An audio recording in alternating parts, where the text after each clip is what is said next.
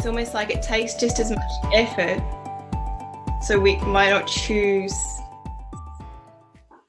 what feels. And this is where I think this whole concept of this idea of go with the path of least resistance or go with what feels good isn't always accurate, because sometimes instead of doing what's familiar and automatic programming, that actually can feel good, and doing something that's different doesn't always actually feel good.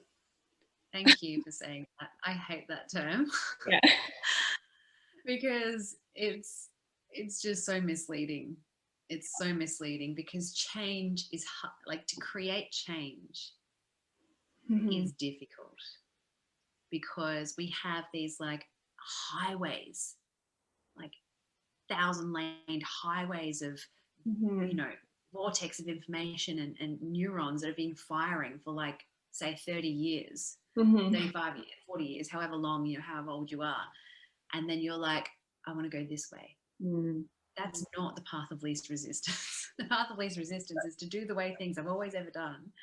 And so to create this, like, oh, I'd really love to not react in that way. And I'd really love to not feel tense and like I'm overriding. Or I'd love to, for the children to feel more, settled. And like that is a challenging, to come away from this like multi-lane highway into this like new little path.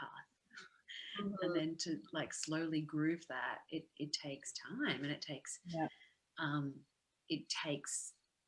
willing to go against the grain of your own being and society often as well. Yes. And the way your family's done things, so then you might be perceived as different because it's different from the way they've done it. And it takes, like, you go backwards, you go forwards, and you go forwards and backwards. So it's like this still committing even when you go backwards. So it's like choosing to commit all over again to that path even when you've gone backwards. That's not the path of least resistance at all. So it's almost like the opposite.